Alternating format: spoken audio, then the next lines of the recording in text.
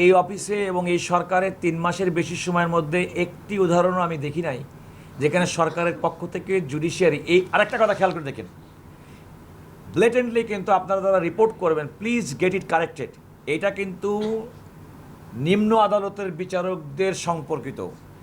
আমাদের উচ্চ আদালত সুপ্রিম কোর্ট হাইকোর্টের বিচারকদের সাথে এটা অনেক সময় খুব বিচার বিভাগ সাধারণভাবে বলে, এটা না, কিন্তু ইস্যুটা কিন্তু সম্পূর্ণভাবে আমাদের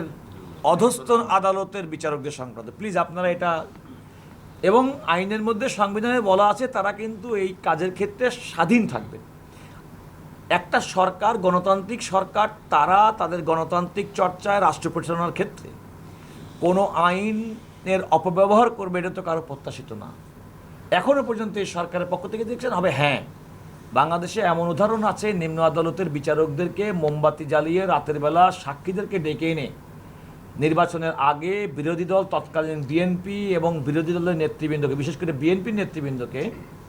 মোমবাতি জ্বালিয়ে রাতের আধারে সাজা দিয়ে নির্বাচনে অযোগ্য ঘোষণা করার একটা প্রতিযোগিতা বিচারকদের মধ্যে ছিল, যেটা এখন বর্তমান নেই বলে